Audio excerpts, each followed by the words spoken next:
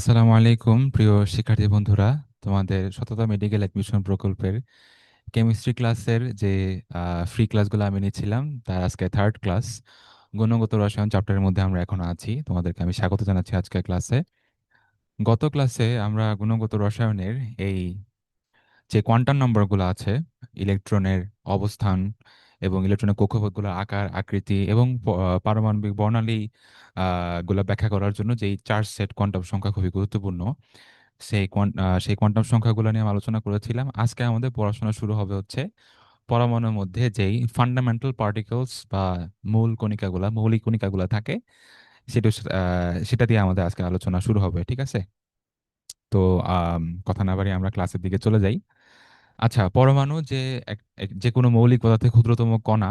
Basically একটা পদার্থকে তুমি ভাঙতে ভাঙতে ভাঙতে একদম সর্বনিম্ন পর্যায়ে যেই স্মলেস্ট পার্টিকেলটার মধ্যে ওই পদার্থের বৈশিষ্ট্য তুমি পাবা, সেই স্মলেস্ট পার্টিকেলটা হচ্ছে পরমাণু। এটা তোমরা সেই 9-10 বা তারও আগের ক্লাস থেকে জেনে আসতেছো। তো পরমাণু একটা সময় পর্যন্ত যদিও মানে পরমাণুই হচ্ছে একটা পদার্থের একেবারে ক্ষুদ্রতম কণিকা বা ক্ষুদ্রতম অংশ, এই ধারণাটা যত ছিল, তবে আস্তে আস্তে বিজ্ঞান যত প্রসারিত হয়েছে, বৈজ্ঞানিক গবেষণা যত উন্নত হয়েছে, আমরা সেই পরমাণুকেও ভেঙে পরমাণুর ভেতরে কি কি ফান্ডামেন্টাল পার্টিকেল থাকে সেগুলো সম্বন্ধেও জানতে পেরেছি। ঠিক আছে? আর তোমরা এখানে দেখতে পাচ্ছ যে বলা আছে যে পরমাণুকে ভেঙে প্রায় 200 মতো পার্টিকেল এরকম পাওয়া গেছে এবং এর সংখ্যা আরো ক্রমাগত বাড়ছে। হ্যাঁ, আমরা ক্লাস 11-12 লেভেলে পারমাণবিক যে মডেলটা দেখি, এটাই কিন্তু শেষ কথা না। মানে পারমাণবিক মডেলে এখনো স্টিল গবেষণা চলমান। এই পরমাণু মডেলটা বা পরমাণুর ভেতরে কোথায় কি আছে, হ্যাঁ, এটার সম্পর্কে যে আমাদের 100% নলেজ গেইন করা শেষ, ব্যাপারটা কিন্তু এরকম না। এটা দিয়ে কন্টিনিউয়াসলি এখনো রিসার্চ চলমান। আর তার প্রমাণই হচ্ছে যে যে এখনো এই পরমাণুর মধ্যে কি কি আরো কণিকা ছোট ছোট আছে, সেগুলো যে প্রতিনিয়ত আবিষ্কৃত হচ্ছে, এটাই হচ্ছে সেটা প্রমাণ। হ্যাঁ, আচ্ছা, তো আমরা পরমাণু যে পরমাণু নিজেই তো অনেক ছোট একটা জিনিস, তার ভেতরেও যে সূক্ষ্ম কণিকাগুলা আরো আছে সেগুলোকে আমরা পরমাণু মূল কণিকা বলবো। এবং এই মূল কণিকাগুলোকে মূলত দুই ভাগে ভাগ করা যায়, একটা হচ্ছে স্থায়ী আর একটা হচ্ছে অস্থায়ী। স্থায়ী অস্থায়ী বলতে কি বোঝাচ্ছে, মানে আহ সর্বাবস্থায় একটা পরমাণুকে ভাঙলে আমি যে কণিকাগুলোকে অবশ্যই অবশ্যই পাবো, স্টেবল পার্মানেন্ট অবস্থায় সেই পার্টিকেল গুলো আছে, সেগুলোকে আমরা স্থায়ী বলবো। আর এই স্থায়ী কণাগুলো কি কি, এই স্থায়ী কণাগুলো মূলত আমাদের সবচেয়ে পরিচিত যেই জিনিসগুলা, ইলেকট্রন প্রোটন নিউট্রন, এটাও তোমরা অনেক আগে থেকেই জেনে আসতেছো। সো স্থায়ী মূল কণিকাগুলো নেই তেমন কিছু আহ বলার তেমন নেই, এগুলো সবই আমরা মোটামুটি জানি। ও আরেকটা জিনিস এখানে ইম্পর্টেন্ট, আমরা একদম তোমাদের ফার্স্ট যে ক্লাসে নিয়েছিলাম গুণগত রসায়নে, সেখানে আমরা ইলেকট্রনের আবিষ্কারক যে স্যার জে জে থমসন, ইলেকট্রনের আবিষ্কারক স্যার জে জে থমসন, তারপর হচ্ছে আমাদের নিউক্লিয়াস আবিষ্কারক রাদারফোর্ড, এই জিনিসগুলো নিয়ে মোটামুটি আলোচনা হয়েছিল। তবে নিউক্লিয়াসের মধ্যে আলাদাভাবে প্রোটন, প্রোটন যে একটা ফান্ডামেন্টাল পার্টিকেল, একটা স্থায়ী মূল কণিকা, সেই প্রোটন কিন্তু আবিষ্কার করেছেন জেমস চ্যাডউইক। সরি, প্রোটন না, সরি, নিউট্রন। নিউট্রনকে কিন্তু আলাদাভাবে আবিষ্কার করেছেন স্যার বিজ্ঞানী জেমস চ্যাডউইক। ঠিক আছে? তাহলে এটাও একটা ইম্পর্টেন্ট ইনফরমেশন। আমরা এটা একটু এই বড় স্ক্রিনে তোমাদেরকে লিখে দেখাই, তাহলে এটা মনে থাকবে সহজে আশা করি ইনশাল্লাহ। চ্যাডউইক সাহেব আমাদের নিউট্রন নামের যেই স্থায়ী মূল কণিকা আছে, সেই নিউট্রনের আবিষ্কারক। আর নিউক্লিয়াসের আবিষ্কারক হচ্ছে রাদারফোর্ড।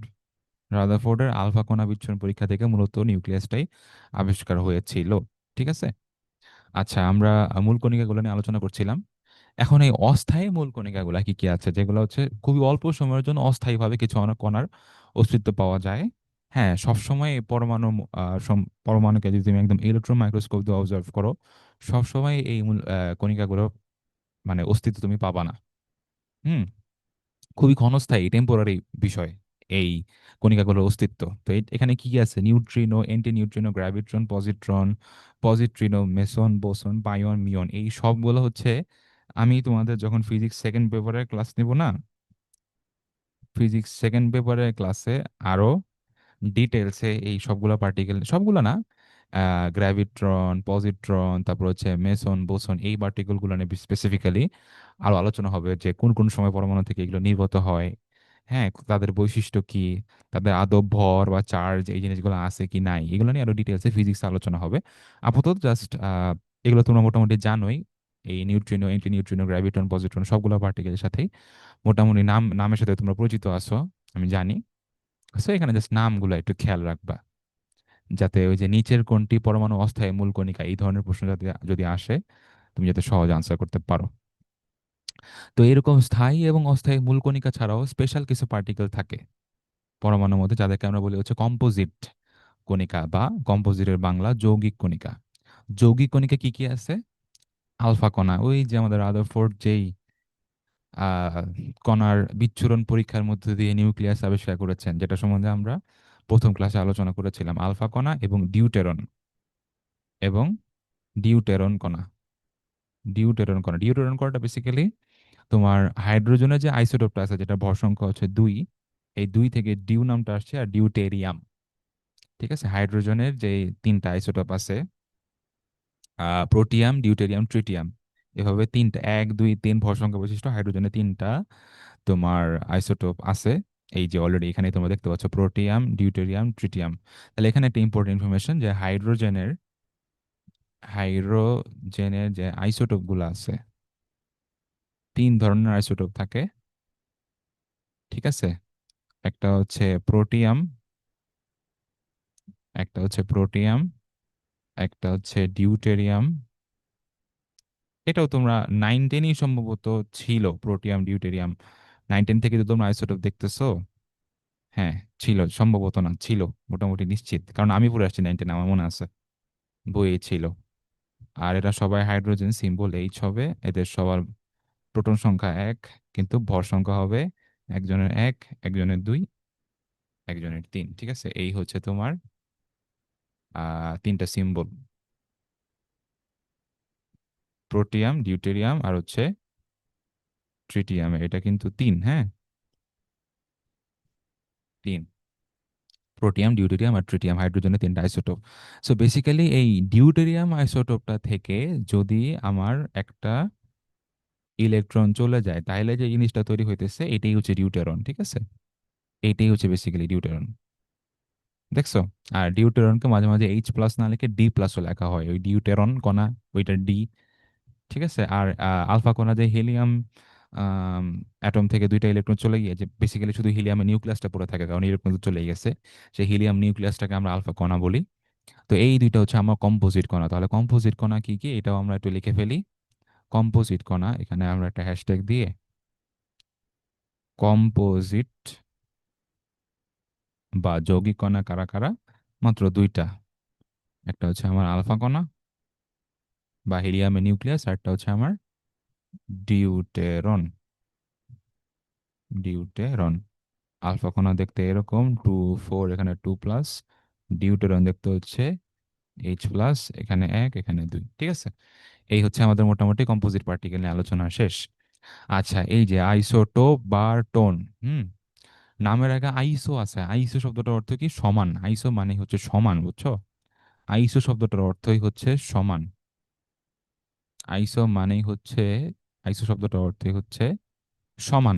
তাই যদি হয়ে থাকে, এখানে একটা আছে আইসোটোপ, একটা হচ্ছে বার, একটা হচ্ছে টোন, ঠিক আছে? তাহলে এই শব্দগুলোর অর্থ কি, এটা আমরা একটু এখন জানি।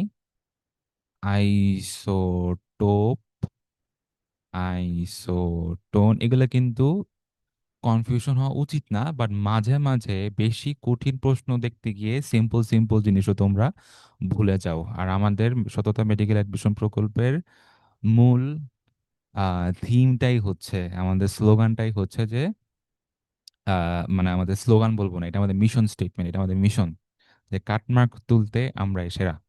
হ্যাঁ, আর কাটমার্ক তোলা বলতে কি, পোলাপান কিন্তু মেডিকেলে চান্স পায় না বেশিরভাগ সময় সিম্পল কোয়েশ্চেনগুলা ভুলে যাওয়ার কারণে। অনেক বেশি কঠিন প্রশ্ন নিয়ে ঘাটতে ঘাটতে সিম্পল কোয়েশ্চেনগুলো মাথায় থাকে না, এই জন্যই কিন্তু চান্স অনেক সময় মিস হয়। সো এই ধরনের সিম্পল কোয়েশ্চেনগুলোতে আমরা কোনো ছাড় দিব না, এটা বারবার বারবার পড়ায় তোমরা যাতে সিম্পল কোয়েশ্চেনগুলা তুলে কাট মার্কটা সিম্পল কোয়েশ্চেন গুলা পেরে কাট মার্কটা মানে 72%, 75% মার্কটা তুলতে পারো, মানে বেসিক্যালি 72 থেকে 75% মার্কটা তাতে তুলতে পারো, যেটার মধ্যে হচ্ছে সাধারণত কাট মার্ক গুলা থাকে স্ট্যান্ডার্ড কোয়েশ্চেন হইলে। এটা যাতে তোমরা এই যে সহজ সহজ প্রশ্নগুলা যেগুলা কমন জায়গাগুলো থেকে আছে সেগুলা পেরে কাট মার্কটা যাতে তুলতে পারো, যে নিশ্চিত এরপরে তুমি কঠিন প্রশ্নগুলো তো আমরা পড়াবো, এমন না যে কঠিন প্রশ্ন পড়াবো না, কঠিন প্রশ্নগুলো থেকে আস্তে আস্তে যাতে তোমার এই পজিশন বাড়ে, বাট তার আগে সর্বনিম্ন স্টেপিং স্টোনটাকে কিন্তু অতিক্রম করতে হবে, সেটা কিন্তু ছাড় নাই সেখানে কোনো। আচ্ছা, আইসো মানে সমান আমরা তো বলছি আইসোটোপ, এই টোপটা বেসিক্যালি টোপ, প্রোটন নির্দেশ করতেছে, প্রোটন থেকে আইসোটোপের ওই টোপ অংশটুকু আসছে। আইসোটোন, এটা হচ্ছে নিউট্রন, নিউট্রন নামে শেষে যে ট্রন আছে না, সেখান থেকে আইসোটোন আসছে। আর আইসো বার, বার মূলত ভর সংখ্যাকে নির্দেশ করতেছে এখানে। তার মানে আইসোটোপ হচ্ছে এমন কিছু পরমাণু যাদের প্রোটন সংখ্যা সমান, আইসোটোন হচ্ছে এমন কিছু পরমাণু যাদের নিউট্রন সংখ্যা সমান, আইসো বার হচ্ছে এমন কিছু পরমাণু যাদের ভর সংখ্যা সমান। এই হচ্ছে তোমার এই আইসোটোপ, টোন আর বারের মাঝখানে ডিফারেন্সিয়েশন। এরা বেসিক্যালি কিছু দুই বা ততোধিক পরমাণু একটা গ্রুপ, যাদের প্রোটন সংখ্যা সমান হলে আইসোটোপ বলা হবে তাদেরকে, নিউট্রন সংখ্যা সমান হলে আইসোটোন বলা হবে, ভর সংখ্যা সমান হলে আইসো বার বলা হবে।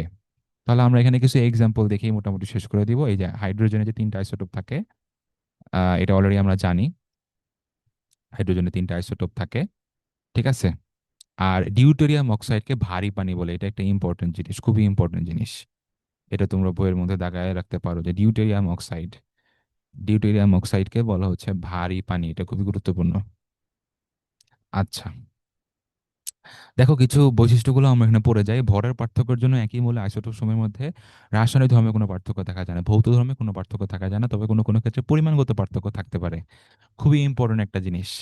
দেখো আমি যখন হাইড্রোজেন নিয়ে চিন্তা করতেছি, হাইড্রোজেনের যখন মনে করো এটা হচ্ছে প্রোটিয়াম, এটা হচ্ছে ডিউটেরিয়াম, আর এটা হচ্ছে ট্রিটিয়াম, দেখো ওদের রাসায়নিক বৈশিষ্ট্য কেন সেম হবে না? তাদের প্রোটন সংখ্যা আর ইলেকট্রন সংখ্যা, প্রোটন সংখ্যা আর ইলেকট্রন সংখ্যা তো একই সবার জন্য, প্রোটন সংখ্যা ইলেকট্রন সংখ্যা এক হচ্ছে না? প্রোটন যতটুকু ইলেকট্রন যতটুকু, যেহেতু চার্জ নাই, সো প্রোটন আর ইলেকট্রন বেসিক্যালি ইলেকট্রন কনফিগারেশনটা হচ্ছে বা ইলেকট্রন বিন্যাস হচ্ছে একটা পরমাণুর রাসায়নিক বৈশিষ্ট্যগুলোকে নির্ধারণ করে। সো ওর যেহেতু প্রোটন সংখ্যা ইলেকট্রন সংখ্যা সবার সমান, অবভিয়াসলি তাদের রাসায়নিক ধর্মে কোনো পার্থক্য থাকবে না। তাহলে এটা কিন্তু একটা ইম্পর্টেন্ট ইনফরমেশন যে আইসোটোপের মাঝখানে কোনো রাসায়নিক পার্থক্য নাই, তবে ভরের পার্থক্য থাকতে পারে, যে এক দুই তিন ভর সংখ্যা ডিফারেন্স। সো পরিমাণগত, ভর একটা পরিমাণের বিষয়, পরিমাণগত পার্থক্য থাকতে পারে আর কি। তবে ভারী আইসোটোপে স্ফুটনাঙ্ক এবং গলনাঙ্ক একটু বেশি হবে, তো অনেক ক্ষেত্রে যা অনেক ক্ষেত্রে উপেক্ষা একটু বেশি হবে আর কি, যেহেতু ম্যাস তার বেশি তাকে গলাতে বা ফুটাতে তাপমাত্রা একটু বেশি লাগবে, বাট সেটাও খুব বেশি না। আচ্ছা, পর্যায় সারণীতে একই মৌলের অবস্থান দ্বারাই সেই মৌলের সব আইসোটোপের অবস্থান নিশ্চিত হয়। দু একটি মৌল বাদে সবারই একাধিক আইসোটোপ আছে। সকল মৌলের দুই একটা মৌল কি? সোডিয়াম, অরাম, ঠিক আছে, মানে হচ্ছে আমার সোডিয়াম আর হলো সোনা, সোডিয়াম ধাতু, সোডিয়াম ধাতু আর হচ্ছে সোনা, এদের প্রাকৃতিকভাবে মাত্র একটা আইসোটোপ, হ্যাঁ। এই জিনিসটা কিন্তু মেডিকেল ভর্তি পরীক্ষায় আসা কোয়েশ্চেন, সোডিয়ামেরটা যে নিচের কোনটি, নিচের কোন মৌলের প্রাকৃতিকভাবে মাত্র একটা আইসোটোপ পাওয়া যায়, এটা কিন্তু মেডিকেল অ্যাডমিশন টেস্টে আসা কোয়েশ্চেন। এটা আমি যখন প্রিপারেশন নিচ্ছি 2022 সালে, তখনও কিন্তু এটা মানে আমি যে কোয়েশ্চেন ব্যাংক পড়ছি বা প্রিপারেশন নিচ্ছি সেখানেও কিন্তু এই ইয়াটা ছিল, কোয়েশ্চেনটা ছিল যে সোডিয়ামের একটা মাত্র প্রাকৃতিকভাবে আইসোটোপ থাকে। তাহলে সোডিয়াম এবং সোনা বা এই ইউ অরাম, এই দুইজনের হচ্ছে প্রাকৃতিকভাবে একটা আইসোটোপ থাকে, এটা ইম্পর্টেন্ট। আচ্ছা, এই পর্যন্ত প্রকৃতিতে প্রাপ্ত এবং কৃত্রিমভাবে সৃষ্ট মৌলের সংখ্যা 118, এটা আমরা জানি, কারণ পিরিয়ডিক টেবিলের মধ্যে 118টা মৌলই আছে। বাট সব মিলে আইসোটোপ প্রায় 1300, এই সংখ্যা মুখস্থ করার কোনো দরকার নেই, জাস্ট দেখাই দিলাম আর কি। আইসোবার ভর সংখ্যা সমান হবে, দেখো এটা এটা খুবই সহজ, এই যে 14, 14 দুইটারই ভর সংখ্যা সমান, সো কার্বন নাইট্রোজেন যাই হোক, 6 7 যাই হোক, ভর সংখ্যা সমান, সো তারা আইসোবার হবে। আইসোটোন, আইসোটোনটার ক্ষেত্রে দেখো কার্বন আর অক্সিজেন এই দুইটা এখানে একটা একটা, এই দুইটা পরমাণু একটা একটা আইসোটোন হচ্ছে কিভাবে, দেখো কিভাবে। এই যে কার্বন, কার্বনে হচ্ছে 6 14, আর অক্সিজেনে দেওয়া আছে হচ্ছে 8 16। দেখো আইসোটোন হওয়ার জন্য, আইসোটোন হওয়ার জন্য নিউট্রন সংখ্যা সমান হইতে হবে। তাহলে কার্বনের নিউট্রন সংখ্যা যদি আমরা এখানে চিন্তা করি, এখানে আমরা নিউট্রন সংখ্যা, আচ্ছা এই কালার না, এই কালার দিলে ভালো বোঝা যাবে না, হলুদ কালারটা দিই। নিউট্রন সংখ্যা নিয়ে আমরা চিন্তা করতেছিলাম। এই যে দেখো নিউট্রন সংখ্যা, নিউট্রন সংখ্যা, কার্বন বেলায় নিউট্রন সংখ্যা হবে তো টোটাল ভর সংখ্যা মাইনাস প্রোটন সংখ্যা 8। অক্সিজেনের বেলাও টোটাল ভর সংখ্যা মাইনাস প্রোটন সংখ্যা সমান সমান 8। দুজনেরই 8 হয়েছে কিনা, তার মানে এরা দুইটা একজন আরেকজনের আইসো কি, আইসো বার কি না, ভর সংখ্যা তো সমান না। আইসোটোপ কি না, প্রোটন সংখ্যা সমান, আইসোটোন, নিউট্রন সংখ্যা তাদের সমান। সো এই C614 আর O816 এরা দুইটা হচ্ছে একজন আরেকজনের আইসোটোন, যেহেতু নিউট্রন সংখ্যা সমান। খুব ইজি জিনিস, আশা করি তোমাদের ভুল হবে না। এইবার আসো স্থায়ী মূল কণিকাগুলা, এটাও খুব ইজি ব্যাপার। ঠিক আছে, কারণ এই ইলেকট্রনের যে ভর, তারপর ইলেকট্রনের যে চার্জ, ঠিক আছে, এবং একইভাবে প্রোটনের চার্জ, প্রোটনের ভর, নিউট্রনের ভর, নিউট্রনের তো আর চার্জ নাই। এই জিনিসগুলো তোমরা একেবারে 19 থেকে পড়ে আসতেছো। সো আহ এগুলো তোমরা মোটামুটি জানোই। তবে এখানে একটা জিনিস দেখো, পদার্থের মধ্যে ইলেকট্রন সর্বাপেক্ষা ক্ষুদ্রতম কণা, খুবই ইম্পর্টেন্ট একটা ইনফরমেশন। সাইজে সবচেয়ে ছোট এবং এর ভরও কম, সবচেয়ে হালকা কণাও কিন্তু ইলেকট্রনও। সো এটা একটা ইম্পর্টেন্ট জিনিস, এটা একটা খুবই ইম্পর্টেন্ট জিনিস, এটা ইম্পর্টেন্ট ইনফরমেশন, যে ইলেকট্রন হচ্ছে পদার্থের, ইলেকট্রন হচ্ছে পদার্থের ক্ষুদ্রতম প্লাস পদার্থের সবচেয়ে হালকা। এটাকে কিভাবে লেখা যায়? আচ্ছা সবচেয়ে হালকাই লিখি, ক্ষুদ্রতম এবং সবচেয়ে হালকা কণিকা। ঠিক আছে, প্রোটন নিউট্রনের সাপেক্ষে হালকা কণিকা হচ্ছে আমার ইলেকট্রন। ঠিক আছে, যে যদি আমি শুধু তোমার স্থায়ী মূল কণিকাগুলোকে চিন্তা করি আর কি। ওয়েট, পিডিএফ হয়ে গেল এই। আচ্ছা, ইলেকট্রনগুলো চার্জ 1.6 ইন্টু 10⁻³ কোনো, এটাও লিখে দিলাম না। 9.1 ইন্টু 10⁻28 গ্রাম, এটাও লিখে দিলাম না, সবই জানো তোমরা। তবে এই কেজিতে কনভার্ট করলে কি করবো, 9.11 ইন্টু 10⁻28 না মাইনাস। সো এটাকে কেজিতে গেলে কি 1000 দিয়ে ভাগ করতে হবে, মানে 10⁻³ দিয়ে ভাগ করতে হবে। সো পাওয়ারটা 3, আরো কি মানে -28 - 3 = -31 হয়ে যাচ্ছে, আরো কমে যাচ্ছে আর কি কেজি। গ্রাম থেকে কেজিতে নিচ্ছে অবশ্যই, ছোট থেকে বড় এককে নিলে সংখ্যার মানটা অবশ্যই কমবে। ঠিক আছে, আশা করি এটা তোমরা জানো যে -28 গ্রামটা -31 কেজিতে হয়ে যাবে যদি আমি কেজিতে নেই। আচ্ছা, প্রোটন, রাদারফোর্ডই মূলত এই যে ইলেকট্রনের মতো প্রোটনের সব পদার্থের পরমাণু একটা সাধারণ উপাদান, এই জিনিসটা প্রমাণ করেন। যেহেতু প্রোটন হচ্ছে নিউক্লিয়াস একটা উপাদান, প্রোটো জিনিসটাকে রাদারফোর্ডই প্রথম প্রমাণ করেছিলেন। আচ্ছা, এখানে একটা জিনিস দেখো, প্রোটনের ভরটা হচ্ছে 1.673 ইন্টু 10⁻24 গ্রাম, যেটা প্রায় 1.00 মানে মানে প্রায় 1 অ্যাটমিক ম্যাস ইউনিটের সমান, প্রায় 1 অ্যাটমিক ম্যাস ইউনিটের সমান। অ্যাটমিক ম্যাস ইউনিটটা কি, একটু পরে এটা আলোচনা আসতেছে, একটু অপেক্ষা করো।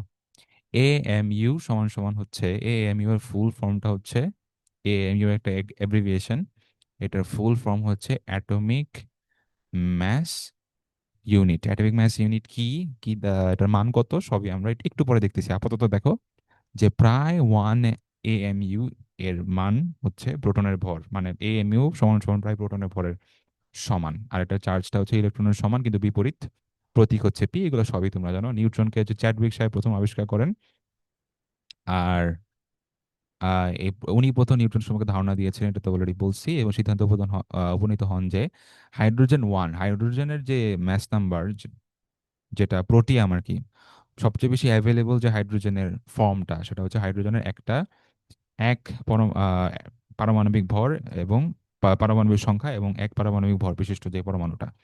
এখানে কিন্তু দেখো এই যে নিউট্রন সহ কিন্তু 1 - 1 করলে 0ই হয়ে যাচ্ছে, মানে ওর কিন্তু নিউট্রন নাই। সো উনি বলছে যে হাইড্রোজেন 1 ব্যতীত অন্য যে কোনো পরমাণু অভ্যন্তরে নিউট্রন অবশ্যই অবশ্যই থাকবে। দেখো নিউট্রনের ভরটা কিন্তু একটু বেশি, স্লাইটলি, একদম খুবই স্লাইটলি বেশি। প্রোটনের হচ্ছে 1.673 ইন্টু 10⁻24, ওর 10⁻24 673 হয়ে যাচ্ছে 675, মানে 0.00 সামথিং একটা ডিফারেন্স আছে প্রোটন এবং নিউট্রনের ভরের মাঝখানে। আর ওর দেখো 1.007276 AMU ছিল, এটাও প্রায় 1 AMU এর সমান, জাস্ট 72টার বাদ দিয়ে 86 একটু বেড়ে গেছে। সো নিউট্রন এবং প্রোটনের আহ ইয়েটা তোমার ভরটা কাছাকাছি, বাট অবশ্যই ভরের দিক থেকে, ভরের দিক থেকে কে ভারী হবে? অবশ্যই neutron is heavier than proton, ঠিক আছে? নিউট্রনটা সবচেয়ে ভারী, এরপরে প্রোটন, এবং সবচেয়ে হালকা হচ্ছে আমার ইলেকট্রন। ঠিক আছে, এই হচ্ছে ভরের দিক থেকে তিনটা স্থায়ী মূল কণিকার যে সিরিয়ালটা। আচ্ছা, 1.673, 675, 9.1 এগুলো সবই বলেছি। এখানে একটু বোঝার বিষয়, দেখো নতুন একটা চার্জার একক চলে আসছে, ইএসইউ। ইএসইউ এটা কি জিনিস? এটা আমি আগেই লিখে রাখছি তোমাদের জন্য কিছু জিনিস। এই যে এএমইউ, এখন এএমইউ আলোচনাটা করবো না, একটু পরে বলতেছি। দেখো 1 কুলম্ব, এই এএসইউ কে বলা যায় হচ্ছে, এটাও একটা চার্জের একক বা আধানের একক। এটার ফুল ফর্ম হচ্ছে electrostatic unit of charge. So electrostatic unit of charge, এটা এটা কুলম্ব থেকে কনভার্টটা কিভাবে হবে? জাস্ট কুলম্বের মানকে 13 × 10⁹ দিয়ে গুণ দিয়ে দিবা, ইএসইউ তে পেয়ে যাচ্ছ। আর ইএমইউ একটা ইউনিট আছে, এটাও যেহেতু কুলম্ব থেকে আমরা কনভার্ট করতেছি, সো এটাও কিন্তু একটা চার্জের একক, তবে এখানে ইলেকট্রোস্ট্যাটিকটা হয়ে যাবে ইলেকট্রোম্যাগনেটিক। ইলেকট্রোস্ট্যাটিকটা হয়ে যাচ্ছে ইলেকট্রোম্যাগনেটিক, ঠিক আছে? ইলেকট্রোম্যাগনেটিক ইউনিট অফ চার্জ, এই হচ্ছে ইএসইউ এবং ইএমইউ এর মধ্যে মূল যে শব্দের তফাৎটা আর কি এই। আর তুমি কুলম্ব থেকে ইএমইউ তে কিভাবে কনভার্ট করবা? জাস্ট 10 দিয়ে ভাগ দিয়ে দিবা বা 0.1 দিয়ে গুণ দিয়ে দিবা, খুবই সহজ। এটার তুলনায় এই কনভার্সন আরো সহজ, ঠিক আছে? তাহলে কুলম্ব থেকে ইএসইউ এবং ইএমইউ তে কনভার্ট করা আমরা শিখে গেলাম। অ্যাটমিক ম্যাস ইউনিটটা কি, একটু পরে আলোচনা আসতেছে, অপেক্ষা করো, ঠিক আছে? আচ্ছা, এরপরে আমরা আসি ইলেকট্রনের ভর। স্যার যে থমসন কিভাবে নির্ণয় করেছিলেন, এটা অত বেশি ইম্পর্টেন্ট না, মানটা মনে রাখলে মোটামুটি চলবে, ঠিক আছে? আচ্ছা, এখানে ওই যে অলরেডি কিন্তু, একটা জিনিস বলতে ভুলে গিয়েছি, এক্সট্রিমলি সরি। সেটা হচ্ছে যে দেখো, ইলেকট্রনের চার্জ যদি 1.6 × 10⁻¹৯ কুলম্ব, এটা তো আমাদের সবচেয়ে পরিচিত। দেখো যে 3 × 10⁹ দিয়ে গুণ দাও। সো 1.6 কে 3 দিয়ে গুণ দিলে 4.8, আর 10⁻−19 +9 করে দিলে -10 হয়ে যাচ্ছে, ঠিক আছে? সো কুলম্বকে ইন্টু 3 × 10⁹ করে দিলেই কিন্তু আমি ইএসইউ পেয়ে যাচ্ছি।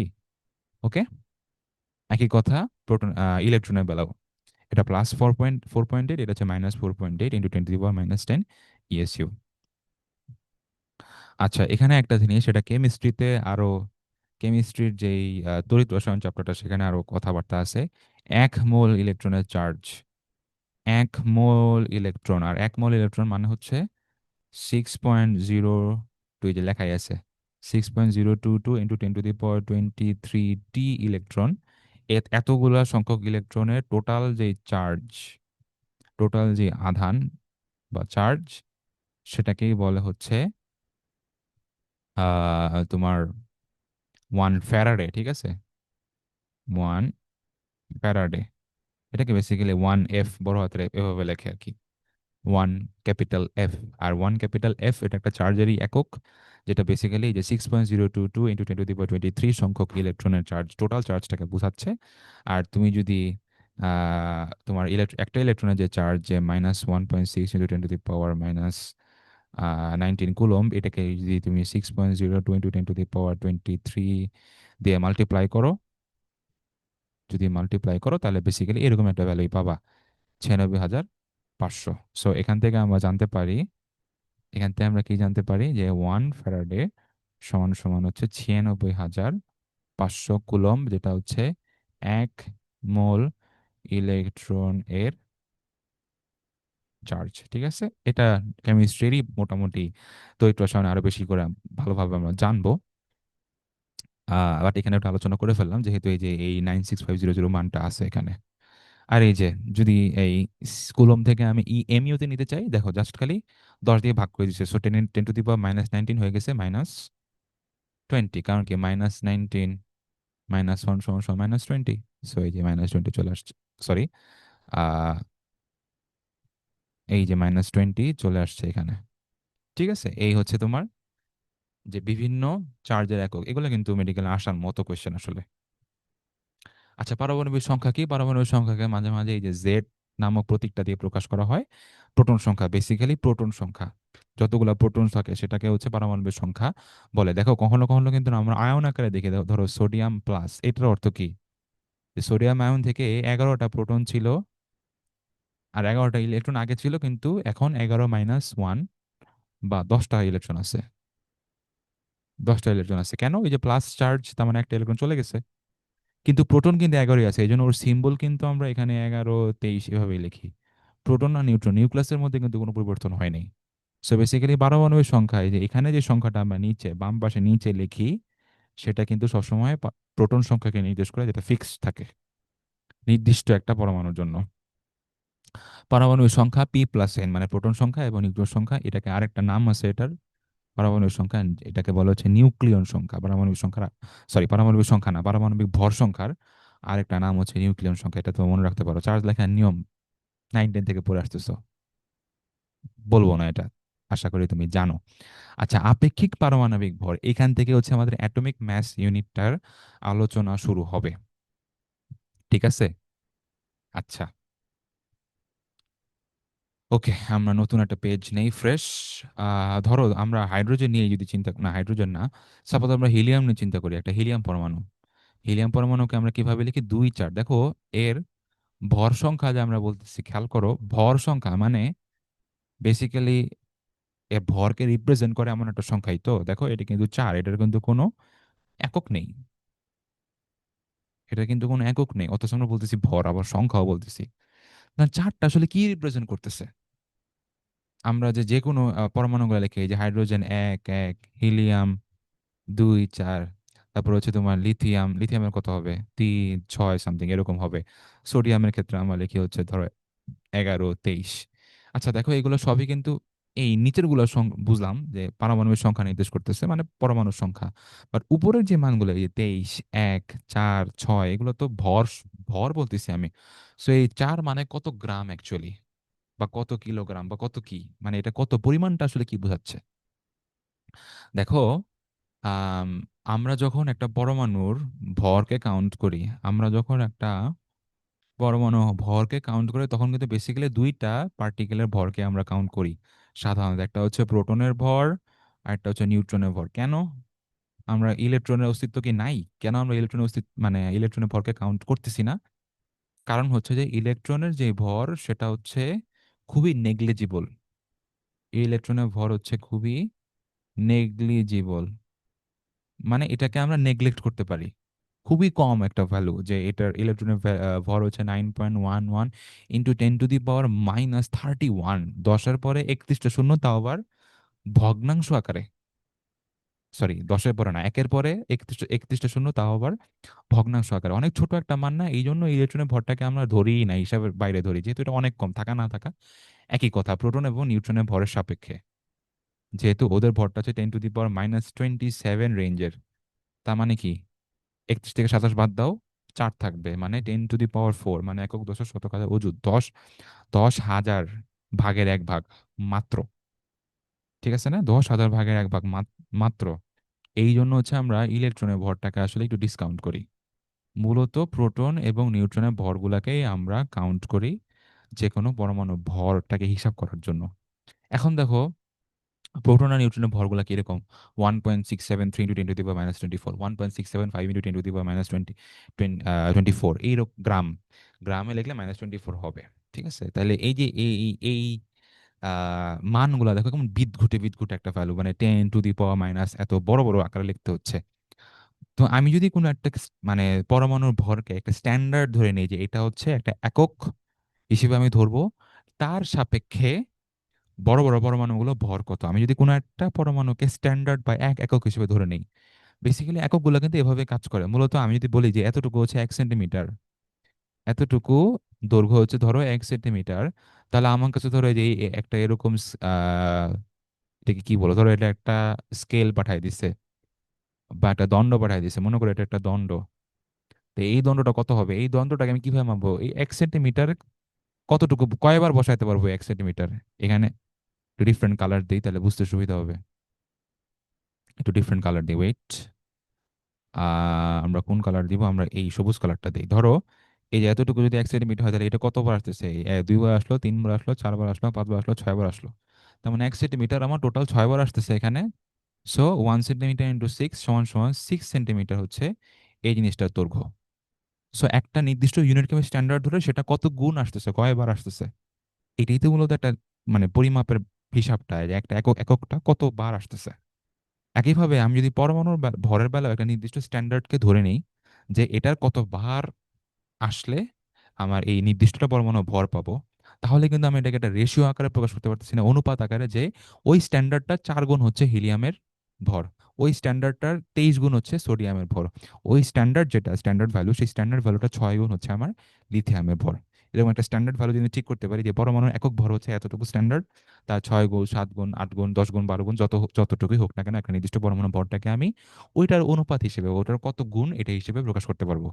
তাহলে যে 1.67 এত ইন্টু 10⁻⁻24 এত বড় বড় সংখ্যা লেখার দরকার পড়তেছে না, এই যে সিম্পলিফাইড ওয়েতে আমরা লিখতে পারতেছি।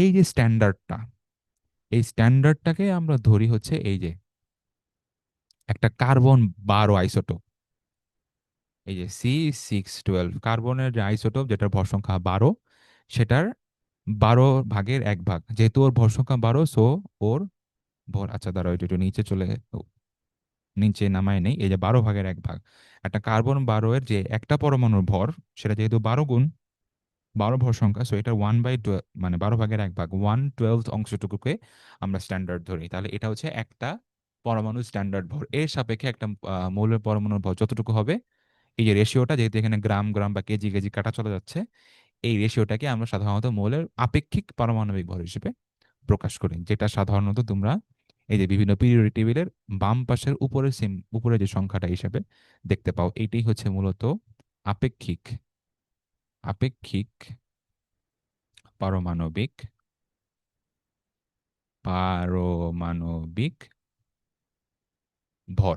ঠিক আছে, একটা স্ট্যান্ডার্ড ধরে নিলাম, সেটার সাপেক্ষে পরমাণু ভরটা কত গুণ, এই রেশিওটাই হচ্ছে আপেক্ষিক পারমাণবিক ভর। তাহলে এই যে কার্বন 12 পরমাণুর ভরের 12 ভাগের 1 ভাগ যে অংশটুকু, যেটাকে আমি স্ট্যান্ডার্ড ধরতেছি, সেটাকে আমরা কি বলি? এইটাকেই আমরা বলি হচ্ছে অ্যাটমিক মাস ইউনিট, আরেকটা নাম হচ্ছে ডাল্টন। এটা সমান সমান কি? 1.6605 ইন্টু 10⁻⁻24 গ্রাম। ঠিক আছে না? দেখো অক্সিজেনের একটি পরমাণুর ভর ইন্টু 12 কেন, এই যে এখানে 1/12 লেখা আর উপরে 12 দিয়ে গুণ দেওয়া একই জিনিস, নিচে 1/12 লেখা আর উপরে 12 দিয়ে গুণ করা একই জিনিস। এখানে হিসাবটা করলে কিন্তু দেখো এই যে 15.99, যেটাকে আমরা কিন্তু এই যে 16 লিখতে পারি। এই জন্য কিন্তু যে অক্সিজেনের সিম্বলটা আমরা এভাবে লিখি, নিচে 8টা পরমাণুর জন্য 8 এবং আপেক্ষিক পরমাণবিক ভর যেহেতু 16, সেখান থেকে যে 15.99 কে 16 লেখা একই কথা। বুঝতে পারছি আমরা এই যে অ্যাটমিক মাস ইউনিট বিষয়টা কি? এটাই কিন্তু তোমাদের এই যে স্লাইডে লেখা ছিল, এই যে এখানে AMU সমান সমান 1.66, এটা বেসিক্যালি 1.6605, আরো প্রিসাইসলি লিখতে চাইলে 1.6605 হবে। ওকে, ফাইন। আচ্ছা, গ্রাম অ্যাটমটা বেসিক্যালি এই যে 1 মোলই, বুঝছো? 1 মোল বা 1 মোল জিনিসের যে ভর, 1 মোল বস্তুর যে ভর, যে কোনো পরমাণু বা অণু বা আয়নের 1 মোলের যেই ভর, 1 মোল পরিমাণ বস্তুর ভরকে, 1 মোল পরিমাণ বস্তুর ভর আর গ্রাম পরমাণু, এই কথাটা একই। ঠিক আছে, তাহলে আমরা জানি যে কার্বনের ক্ষেত্রে তার আপেক্ষিক ভর সংখ্যাটা হচ্ছে 12 গ্রাম। সো 1 মোল কার্বনের মধ্যে অবশ্যই 12 গ্রাম কার্বনই থাকবে। সো 12 গ্রামটা হচ্ছে কার্বনের 1 গ্রাম পরমাণু। ঠিক আছে, এবং এই 1 গ্রাম পরমাণু পরিমাণটার মধ্যে অ্যাভোগাড্রো সংখ্যক পরমাণু বা অণু বা আয়ন যেটাই হোক না কেন থাকবে, এটা তোমরা মোটামুটি জানো। সো গ্রাম পরমাণু বেসিক্যালি, আচ্ছা এটা আমরা একটু আমাদের স্লাইড কন্টেন্টের মধ্যেও লিখি দেই, এখানে লিখি আহ গ্রাম পরমাণু সমান সমান বেসিক্যালি 1 মোল, দুইটা একই কথা। 1 মোল বস্তুর যে পরিমাণ বা ভর, 1 গ্রাম পরমাণুর একই ভর। 1 মোলের মধ্যেও 6.022 ইন্টু 10⁻23 সংখ্যক পরমাণু থাকে। গ্রাম পরমাণুর বেলায়ও 1 গ্রাম পরমাণুর বেলায় একই হিসাব। আচ্ছা, পানির একটি অণুর ভর, পানি যেহেতু ম্যাসটা 18 হয়, আপেক্ষিক পারমাণবিক ভর যেহেতু 18 হয়, সেটাকে 18কে AMU এর যে পরিমাণটা, যে 1.66 × 10⁻²4, এটা দিয়ে গুণ দিয়ে দিলেই আমরা কিন্তু এই যে এই ভ্যালুটা পেয়ে যাচ্ছি প্রায় 3, 2.98, তো প্রায় 3 × 10⁻23, 23, 33 না, 23 গ্রাম। ঠিক আছে না?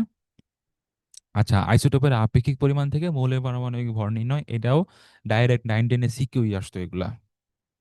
তবে এখান থেকে কিছু জিনিস জানার আছে, এই ম্যাথটা করা ছাড়া, যে ম্যাথটা একটু দেখাই দেই।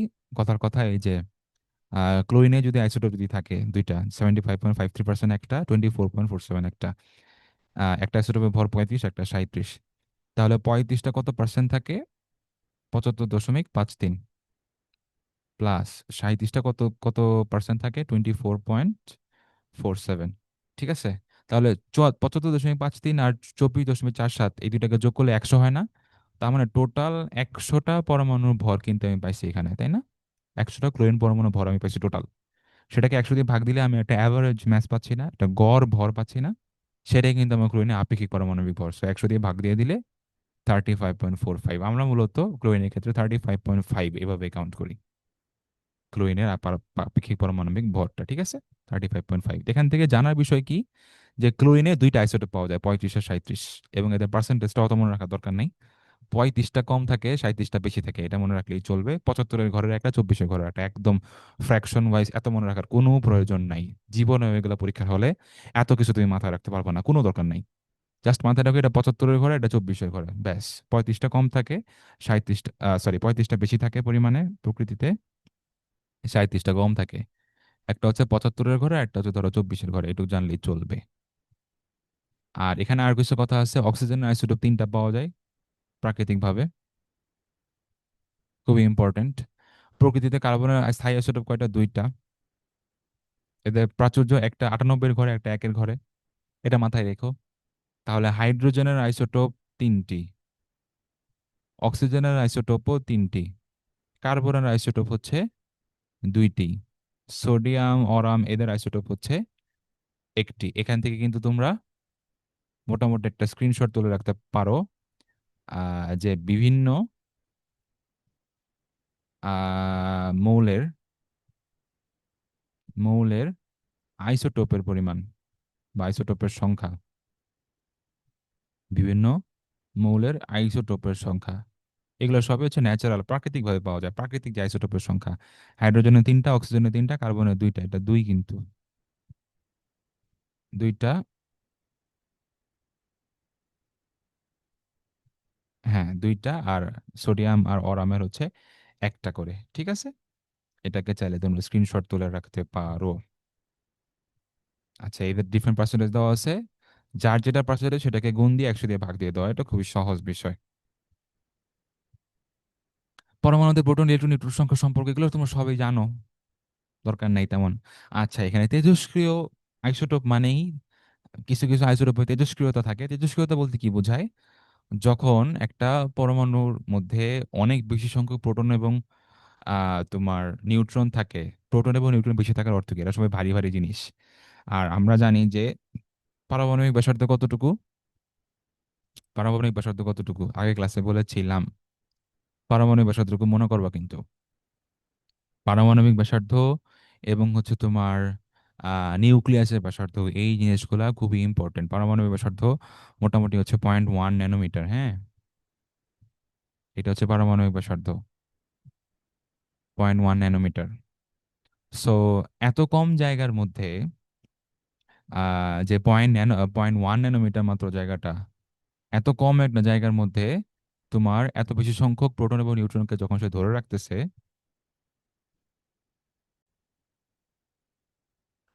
তখন কিন্তু তার মধ্যে একটা আনস্টেবিলিটি কাজ করবে। যেহেতু প্রোটন নিউট্রন একটা হাই এনার্জি পার্টিকেল, ভর ভারী বেশি, তাদের এনার্জিগুলোকে মানে এত কম জায়গার মধ্যে আসলে সেই পরমাণুগুলো ধরে রাখতে পারে না, সেই পরমাণু নিউক্লিয়াসগুলা ধরে রাখতে পারে না। বুঝতে পারছো?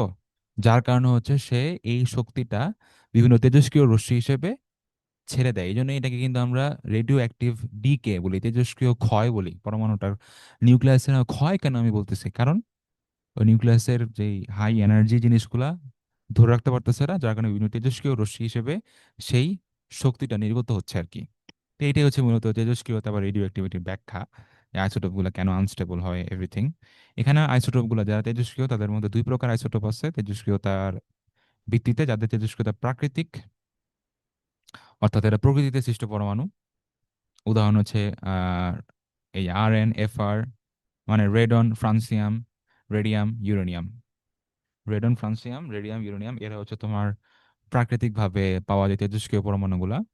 আর কৃত্রিম তেজস্ক্রিয় এগুলোর নাম বেসিক্যালি যে TC, PM, NP full form কি, ও যেটা খালি জানি অর্গানাইজেশন, বাকিগুলোর নামও আমি জানি না সত্যি কথা বলতে গেলে, ফুল ফর্মটা খেয়াল নাই। বাট এখানে অত বেশি কঠিন প্রশ্ন করবে না আশা করি, যে একেবারে কৃত্রিম তেজস্ক্রিয় আইসোটোপের নামও তোমাদেরকে দিয়ে দিবে, বাট তারপরেও জাস্ট সিম্বল গুলা মাথায় রাখলেও রাখতে পারো, অত বেশি গুরুত্বপূর্ণ না এটা। আগেই বলতেছি এগুলো নিয়ে মাথা খারাপ করার দরকার নেই, অত বেশি ইম্পর্টেন্ট, অত বেশি মানে খুব বেশি কঠিন প্রশ্নগুলো হলে আসতেও পারে যে নিচের কোনটি কৃত্রিম তেজস্ক্রিয় আইসোটোপ। যদি তাও হয়, ধরো option A, B, C, D, এরকম অপশন দিয়ে দিচ্ছে, তাহলে যেটা করবে, তাহলে যেটা করবে আচ্ছা, অপশনগুলো আবার চলে গেল, আবার লিখি। এই যে A, B, C, D এরকম যদি তোমার দিয়েও দেয় যে নিচের কোনটি, এটা কিন্তু মেডিকেল অ্যাডমিশন টেস্টের কোয়েশ্চেন এর অপশনগুলোর একটা ট্রিক, এটা মাথায় রাখো। যে যদি তোমার প্রশ্ন এরকম আসে যে নিচের কোনটি কৃত্রিম তেজস্ক্রিয় আইসোটোপ, ধরো সি নাম্বারে আনসার, সি নাম্বার অপশনটা সাপোজ PM, আর ABC এর মধ্যে তখন তোমার পরিচিত আইসোটোপ গুলা দিয়ে দিবে, এই যে রেডন, রেডিয়াম, ফ্রান্সিয়াম। এখন কথা হচ্ছে তুমি 2 বছর ধরে আহ, তোমার যেই হাজারিন আক্তারের বই অ্যাটলিস্ট 2 বছর বা সেকেন্ড টাইম আর আরো বেশি সময় ধরে এই বইটার সাথে সম্পর্ক রাখতেছো, সম্পর্ক রেখে তারপরে পরীক্ষা দিতে বসছো। এই যে রেডন, রেডিয়াম, ফ্রান্সিয়াম এরা যে তেজস্ক্রিয় এবং প্রাকৃতিকভাবে সৃষ্ট এবং এরা পরিচিত, যারা বেশি বেশি পরিচিত তারাই তো প্রাকৃতিক হবে। এই রেডন, রেডিয়াম, ফ্রান্সিয়াম এগুলো সবই পরিচিত নাম। হুম। তো এই তিনটা অপশন কিন্তু আসলে ইজি। সো এই যে PM সিম্বলটা না মনে রাখলেও তুমি কিন্তু বুঝে বলতে পারতেছো যে এই তিনটা অপশনকে বাদ দিয়ে অপশন এলিমিনেট করে তুমি কিন্তু বলতে পারতেছো যে না, সি হবে হচ্ছে কৃত্রিম তেজস্ক্রিয়। এক্স্যাক্টলি না জানলেও তুমি কিন্তু এখানে বাকি অপশনগুলোকে এলিমিনেট করে বলতে পারতেছো, কারণ এই যে রেডন, রেডিয়াম, ফ্রান্সিয়াম এরা তো পরিচিত, তার মানে এটা প্রাকৃতিক আইসোটোপ। সেটা অপরিচিত মানে এটা কৃত্রিম হবে। এই যে এগুলো কিছু কমন সেন্স খাটাইতে হয় পরীক্ষার হলে। মেডিকেল ভর্তি পরীক্ষা আমার কাছে সবসময় মনে হয় এটা যতটা না ট্যালেন্ট এর টেস্ট, তার চেয়ে অনেক বেশি, এটা যতটা না একটা ট্যালেন্টেড টেস্ট, তার চেয়ে অনেক বেশি এটা একটা মাইন্ড গেম। বুঝছো? মনে করো IQ টেস্ট টাইপের এক্সাম, অনেক বেশি মাইন্ড গেম খেলে এখানে। কেন? কারণ তুমি নির্দিষ্ট একটা কোচিং সেন্টারে যে তুমি ভর্তি হচ্ছ, যদি তুমি আমাদের সাথে যুক্ত হও, যেখানে যুক্তি হও, সেখানে তুমি যখন এক্সাম দিচ্ছ নির্দিষ্ট ধরনের প্রশ্ন তুমি দিচ্ছ বারবার, তোমার মনের মধ্যে কিন্তু একটা সাইকোলজিক্যাল একটা নির্দিষ্ট ধরনের কোয়েশ্চেন আনসার করে করে তুমি অভ্যস্ত। এখন ধরো সৌভাগ্যক্রমে হোক বা দুর্ভাগ্যক্রমে হোক ওই কোয়েশ্চেন প্যাটার্ন থেকে একটু চেঞ্জ করে একটা কোয়েশ্চেন চলে আসছে, কিন্তু তুমি পুরা কোয়েশ্চেনটা পুরাপুরি ধরো এতটুকু কোয়েশ্চেনটার দৈর্ঘ্য ছিল, এই পুরা সেন্টেন্সটুকু এখান থেকে শেষ পর্যন্ত পড়োই নাই, অথবা A, B, C, D যে চারটা অপশন আছে, তুমি ওই যে যেই ধরনের প্যাটার্নে কোয়েশ্চেন আনসার করে তুমি কোচিং অভ্যস্ত, ওই সেন্টেন্সটা একটু দেখেই অপশন বি তে তুমি তোমার পরিচিত অপশন পেয়ে গেছো, ঢাস করে মারি দিছো। A, B, C, D পুরোটা পড়োই নাই, CD পর্যন্ত আসোই নাই, এ পড়ছো, বিতে অপরিচিত অপশন পেয়ে গেছো, দেখাই দিছো। এটা কিন্তু আমাদের সাইকোলজি একটা, যে আমরা নির্দিষ্ট জিনিস বারবার দেখে দেখে যখন অভ্যস্ত হব, তখন মেমোরিতে যখন ওই জিনিসটা বেশি ফিক্স হয়ে যাবে, তখন এটার প্রতি আমার অটোমেটিক একটা দুর্বলতা কাজ করবে। আর তোমার পরীক্ষার হলে এই মাইন্ড গেমটা অতিক্রম করতে হবে। ফ্রেশ একটা মাইন্ড নিয়ে তোমাকে পরীক্ষা হলে বসতে হবে, যে আমার আগে পিছের কোনো হিস্ট্রি আমার জানা নেই, আমি প্রত্যেকটা প্রশ্ন শুরু থেকে শেষ পর্যন্ত পড়বো, এবং প্রত্যেকটা option A, B, C, D বা ক, খ, গ, ঘ চারটাই পড়বো। আমি যদি ক এর মধ্যে অপশন পেয়ে যাই, কয়েকদিন আগে আমি এরকম একটা কোনো একটা কোর্সের বিজ্ঞাপন দেখতেছিলাম যে তারা এমন ভাবে স্টুডেন্টদেরকে প্রিপেয়ার করবে যাতে এই ক থেকে শুরু করে ঘ পর্যন্ত অপশনই পড়া না লাগে, কোয়েশ্চেন দেখেই যাতে সে বুঝে ফেলতে পারে আনসার। এটা হচ্ছে পুরো একটা মানে খাল কেটে কুমির আনা, নিজের পায়ে নিজে কুড়াল মারার মতো একটা অবস্থা। কখনোই এটা করবা না, এই ধরনের কোনো কিছুতে তোমরা পাই দিবা না। এই ধরনের কোনো কথা কেউ যদি বলে থাকে, কোনো পাত্তা দেওয়া দরকার নাই। তুমি যদি ক নাম্বার অপশনের মধ্যেও আনসার পেয়ে যাও, তোমার পরীক্ষার হলে 60 মিনিটে 100টা কোয়েশ্চেন আনসার করতেছো, এনাফ টাইম আছে 4টা অপশন পড়ার, পড়ো সবগুলা। অবশ্যই অবশ্যই সঠিক আনসার পেয়ে গেলেও ক, খ, গ, ঘ 4টা অপশনে তুমি পড়ে নাও। ঠিক আছে, কারণ এমন হইতে পারে তুমি প্রশ্নটা পড়ে ভালো করে না পড়ে ওই যে মাইন্ড গেম, একটা নির্দিষ্ট কোয়েশ্চেন বারবার পড়ে দিয়ে দিয়ে তুমি কোচিং অভ্যস্ত হয়ে আসো। এই অভ্যস্ততার কারণে একটা দেখে তুমি ঠাস করে মেরে দিছো, কিন্তু আনসারটা আসলে ধরো কতে ছিল না, আনসারটা আসলে কতে ছিল না, ছিল হচ্ছে গতে বা ঘতে। তাই এই জন্য তোমাকে পুরোটা পড়তে হবে। তাতে পুরোটা পড়লে তখন তোমার মাথা খেলবে অপশনটা, প্রশ্নটা পুরোপুরি পড়ছো, অপশন 4টা পুরো, তখন তোমার মাথা ক্লিয়ার হবে যে না, আমি কোচিং এ যাই দিয়ে থাকি না কেন, যতই অভ্যস্ত হয়ে থাকি না কেন, এখানে অ্যাকচুয়াল আনসারটা হবে হচ্ছে গতে বা ঘতে, প্রথম দিকে যে অপশনগুলো আমি পাচ্ছি সেটা আসলে রাইট আনসার না। সো এই মাইন্ড গেমটার মধ্যে তোমাকে টিকতে হবে অবশ্যই। বুঝাইতে পারছি? আচ্ছা, তেজস্ক্রিয় আইসোটোপ গুলা থেকে যে রশ্মিগুলো বিকিরিত হয় সেটা মূলত 3 প্রকার, এটাও আমি আগের ক্লাসে বলছিলাম। Alpha, beta, gamma. Alpha, beta, gamma রশ্মি স্পেসিফিক আলাদা আলাদা যে বৈশিষ্ট্যগুলো, এটাও আমরা ফিজিক্স ক্লাসে, ফিজিক্সের তোমার পরমাণু সংক্রান্ত একটা চ্যাপ্টার আছে, প্রবাবলি সেকেন্ড পেপারের, যতদূর আমার মনে পড়ে, হ্যাঁ সেকেন্ড পেপারেরই। সেখানে আমরা আলফা, বিটা, গামা রশ্মির কোনটার ছেদন ক্ষমতা বা ভেদ ভেদ করার ক্ষমতা বেশি, কার ভর কত, বা কার তোমার চার্জ আছে কি নাই, কার ম্যাগনেটিক কোয়ালিটি আছে বা নাই, এইরকম অনেক রকম বৈশিষ্ট্য আলফা, বিটা, গামার সম্বন্ধে আমরা আরো জানবো। আপাতত জাস্ট একটু একটু বেসিক আমরা জানি। হ্যাঁ হ্যাঁ, কোনো পরমাণু থেকে যদি এরকম আলফা পার্টিকেল নিঃসরণ হয়, দেখো তাহলে দেখো আলফা পার্টিকেল মানেই হচ্ছে হিলিয়ামের নিউক্লিয়াস, এখানে 2 আছে 4 আছে, পারমাণবিক সংখ্যা হচ্ছে 2, ভর সংখ্যা হচ্ছে 4, তার মানে অবশ্যই এটা বের হয়ে যাচ্ছে। সো প্রোটন সংখ্যা 2 একক কমবে, ভর সংখ্যা 4 একক, ভর সংখ্যা 4 একক কমবে। তো 226 থেকে 4 বাদ দিলে 222, 28 থেকে 2 বাদ দিলে 86, সো 86-র জন্য আমরা রেডিয়াম থেকে রেডন পাচ্ছি। ইজি। আর যদি বিটা রশ্মি হয়, বিটা রশ্মিটা মূলত ইলেকট্রনের ফ্লো, বিটা রশ্মিটা মূলত ইলেকট্রনের ফ্লো। সো এই বিটা রশ্মিকে আমরা সাধারণত এই যে দেখছো এই যে ইলেকট্রনের ফ্লো, বিটা রশ্মিটা মূলত ইলেকট্রনেরই প্রবাহ, হ্যাঁ। আর ইলেকট্রনের প্রতীক কি? ইলেকট্রনের ভর সংখ্যা 0, কারণ এটা ভর খুবই নেগলিজিবল।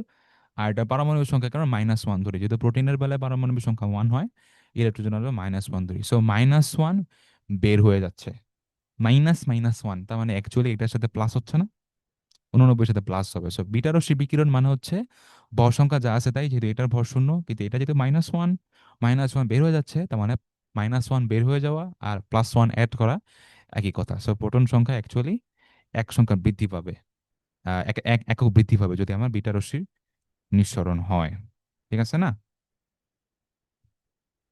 আর গামা রশ্মির কোনো ভর তড়িৎ চার্জ কিছুই থাকে না। গামা একটা তড়িৎ চুম্বকীয় রশ্মি, এই জন্য এটার ক্ষেত্রে কোনো ভর সংখ্যা বা পারমাণবিক সংখ্যা কোনোটারই পরিবর্তন হবে না। 3টা তেজস্ক্রিয় রশ্মির সাধারণ বৈশিষ্ট্যগুলো কি? এরা অস্বচ্ছ পদার্থের মধ্যে দিয়ে যেতে পারে, শুধু ট্রান্সপারেন্ট মিডিয়াম দিয়ে যাবে এরকম না।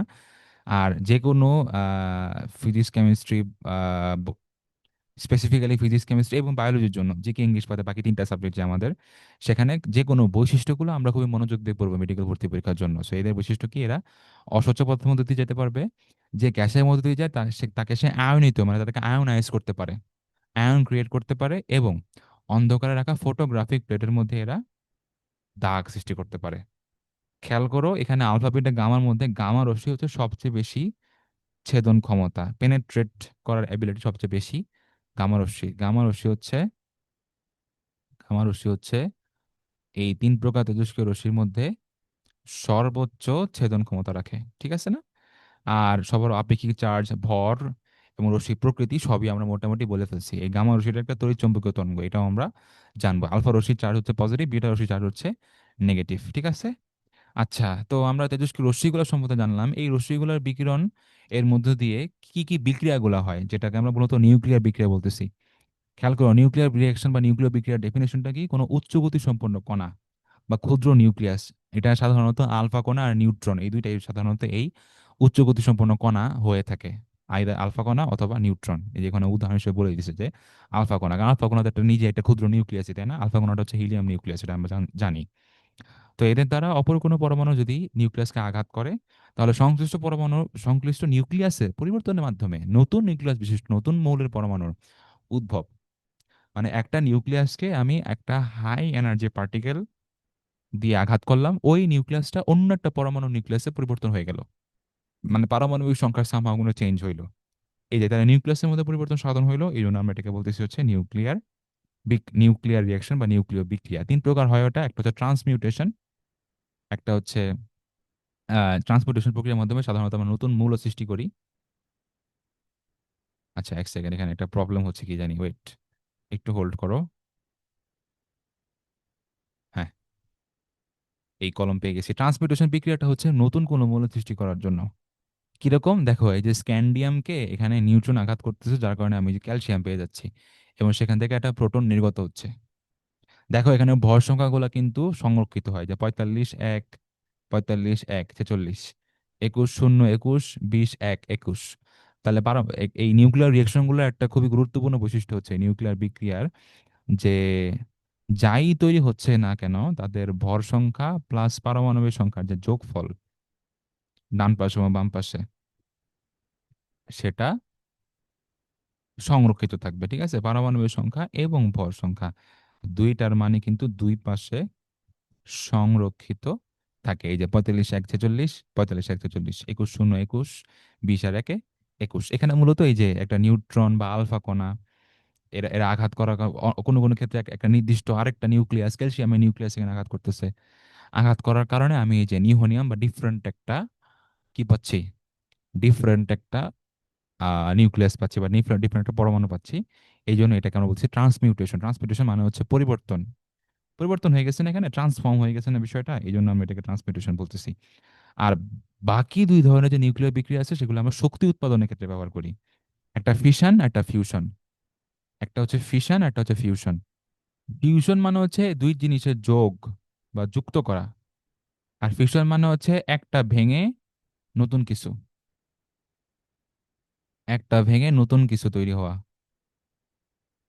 তাহলে ভেঙে নতুন কিছু তৈরি হওয়া হচ্ছে ফিউশন, একাধিক জিনিস একসাথে জোড়া লাগানো হচ্ছে ফিউশন। এই শব্দার্থ থেকে কিন্তু মোটামুটি বিক্রিয়া সম্বন্ধে ধারণা পাওয়া যায়। দেখো বিক্রিয়াটা দেখো, এই যে নিউক্লিয় ফিশন, এইটা হচ্ছে মূলত পারমাণবিক চুল্লিতে বিদ্যুৎ উৎপাদনের ক্ষেত্রে আমরা ব্যবহার করি। এটা খুবই খুবই গুরুত্বপূর্ণ একটা এমসিকিউ। পারমাণবিক চুল্লিতে বিদ্যুৎ শক্তি উৎপাদনের ক্ষেত্রে আমরা কোন বিক্রিয়াটা ব্যবহার করি? নিউক্লিয় ফিশন। এটা খুবই ইম্পর্টেন্ট, এটা এই যে 3 স্টার দাও এমসিকিউতে আসার মতো। এবং এই ক্ষেত্রে সাধারণত এই যে ইউরেনিয়ামের মতো তেজস্ক্রিয় পরমাণুকে আমরা নিউট্রনের মতো একটা হাই এনার্জি পার্টিকেল দিয়ে প্রায় 8 mega electron volt, 1 electron volt সমান সমান কি ছিল? ভোল্টের বড় হাতের 1.6 × 10⁻⁻19 জুল, এটা আমরা জানি। আর মেগা ইলেকট্রন মানে কি, এটাতে আবার 10⁶ দিয়ে গুণ দিব, সো 10⁻⁻13 হয়ে যাচ্ছে। এত বেশি পরিমাণ শক্তি নিয়ে আঘাত করার ফলে এই যে দেখো ব্যারিয়াম আর এই যে কে আর সম্ভবত কে আর প্রবলি ক্রিপ্টন হওয়ার কথা তৈরি হচ্ছে। আচ্ছা, আমি এটা ক্লিয়ারলি বলতে পারলাম না, কে আর 36 পরমাণু সংখ্যা বিশিষ্ট এটা কোন পরমাণু। হ্যাঁ, পরমাণু সবগুলো আসলে আমার অ্যাকচুয়ালি মুখস্থ না, যেগুলো গুরুত্বপূর্ণ সেগুলো আমার মুখস্থ আছে, সেটার জন্য আমি ক্ষমা চেয়ে নিচ্ছি। বাট এনিওয়ে, এটা খুব বেশি ইম্পর্টেন্ট জিনিস না। দেখো এটা কিন্তু একটা অনেকটা চেইন রিয়াকশনের মতো। কেন? এই যে ব্যারিয়াম আর কে আর যেখানে উৎপন্ন হইলো, সাথে কিন্তু এই যে 3টা নিউট্রন বের হয়ে আসছে। তার মানে কি, এখান থেকে যে আমার 3টা নিউট্রন বের হয়ে আসছে, তারা কি করবে? ধরো ওই যে 3টা নিউট্রন বের হয়ে আসছে, 3টা নিউট্রন বের হয়ে আসছে, এই প্রত্যেকটা নিউট্রন গিয়ে আরেকটা ইউরেনিয়ামকে আঘাত করবে, আলাদা আলাদা, একটা বিক্রিয়া থেকে আর আরো 3টা, এবং সেটা থেকে আরো 3টা, আরো 3টা, এভাবে চলতেই থাকবে কিন্তু চেইন রিয়াকশনের মতো। এখান থেকে মূলত পারমাণবিক চুল্লিতে এই প্রসেসে শক্তি উৎপাদন করা হয়। এখান থেকে এক একটা বিক্রিয়া থেকে প্রায় 200 মেগা ইলেকট্রন ভোল্ট শক্তি উৎপন্ন হয়। এই এমসিকিউ গুলো ইম্পর্টেন্ট, যেহেতু নিউক্লিয়ার বিক্রিয়া এখানে পারমাণবিক চুল্লিতে ইউজ হচ্ছে, এই সংখ্যাগুলো কিন্তু ইম্পর্টেন্ট। আমি কিন্তু তোমাদের পুরা ক্লাসে অনেক বেশি সাংখ্যিক মান মুখস্থ করতে বলি নেই, মেবি এটাই প্রথম বা দ্বিতীয় মান, সো এটা একটু খেয়াল রাখতে হবে। 200 মেগা ইলেকট্রন ভোল্ট, এখানে একটা স্টার মার্ক দিয়ে রাখতে পারো। আর লাস্ট বিক্রিয়াটা হচ্ছে নিউক্লিয় ফিউশন। এই বিক্রিয়াটা মূলত সূর্যের মধ্যে হয়, এটা দিয়ে হাইড্রোজেন বোমাও বানানো হয়। সূর্যের মধ্যে এই বিক্রিয়াটা হয়ে থাকে, যে এই যে হাইড্রোজেনে তোমার ডিউটেরিয়াম এবং প্রোটিয়াম মিলে 10⁸ তাপমাত্রা বা এই শক্তি নিয়ে তোমার হিলিয়াম এবং গামা রশ্মি এবং প্রচুর পরিমাণ শক্তি উৎপন্ন হচ্ছে। ঠিক আছে, প্রচুর পরিমাণ শক্তি বের হয়ে আসতেছে। এটাই হচ্ছে যে উচ্চ উচ্চ তাপমাত্রা অবশ্যই উত্তপ্ত করতে হবে দুইটা। যে ফিউশনের ক্ষেত্রে যাকে যাকে আমি ফিউজ করতেছি তাকে অবশ্যই উচ্চ তাপমাত্রায় আমাকে ফিউজটা করতে হবে। আর এই বিক্রিয়ার মধ্য দিয়ে অনেক বেশি এনার্জি বের হয়ে আসে, যেটা হচ্ছে মূলত হাইড্রোজেন বোমার শক্তি। এবং সূর্যের মধ্যেও এই বিক্রিয়াটা হয়ে থাকে, এই ফিউশন বিক্রিয়াটা, ঠিক আছে? সূর্যের বিক্রিয়া, সূর্যের মধ্যে মূলত এই নিউক্লিয়ার ফিউশন বিক্রিয়াটা হয়ে থাকে। আচ্ছা, আজকে আমরা এই নিউক্লিয়ার বিক্রিয়া পর্যন্তই রাখলাম। অল্প কিছু আলোচনা আজকে ক্লাসে ছিল, আশা করি তোমরা এই আলোচনাগুলা মাথায় রাখবা। নেক্সট কোনো ক্লাসে ইনশাল্লাহ তোমাদের সাথে দেখা হবে। আমাদের যেই 35 দিন ফ্রি ক্লাসের ক্যাম্পেইন ছিল, সেই ফ্রি ক্লাসের ক্যাম্পেইনে মোটামুটি আমরা এই পর্যন্তই গুণগত রসায়নটা পড়লাম। গুণগত রসায়নের অনেক ইম্পর্টেন্ট টপিক, যে পারমাণবিক মডেল, তারপর হচ্ছে তোমার কোয়ান্টাম সংখ্যা, তারপর আজকে আমরা মূল কণিকা, পরমাণু কণিকাগুলো নিয়ে আলোচনা করলাম, নিউক্লিয় বিক্রিয়া নিয়ে আলোচনা করলাম। এখানে প্রচুর এমসিকিউ আসে, এটাকে আসলে কম মনে করলে ভুল হবে। আর আমরা এখন যেরকম অল্প অল্প করে পড়াচ্ছি ফ্রি ক্লাসগুলোতে, আমাদের মেইন কোর্সগুলোতেও কিন্তু এরকম খুব অল্প অল্প পরিমাণ করে আমরা পড়াবো। এটা মনে করার কিছু নাই যে ওই সময় গিয়ে আমরা খুব টাইনে পড়াবো আর এখন স্লো পড়াচ্ছি ফ্রি দেখে। এখন যেরকম স্লো পড়াচ্ছি, আমাদের ক্লাসের সংখ্যা অনেক বেশি হবে। অল্প অল্প ডিউরেশনে, 1 ঘন্টা 1 ঘন্টা 10 মিনিট অল্প ডিউরেশনে, কিন্তু অল্প অল্প করে আমরা পড়াবো, ক্লাসের সংখ্যা বেশি হবে, যাতে তোমাদের মাথায় থাকে। আর আমাদের কাজই তো এটা, আমরা তো বলেই দিয়েছি যে আমাদের স্লোগান হচ্ছে আমরা সততা একটি সহজ সরল মেডিকেল অ্যাডমিশন প্রকল্প। ঠিক আছে, তাহলে নেক্সট কোনো ক্লাসে ইনশাল্লাহ তোমাদের সাথে দেখা হবে কেমিস্ট্রি নিয়ে। সে পর্যন্ত তোমরা সুস্থ থেকো, ভালো থেকো। আসসালামু আলাইকুম।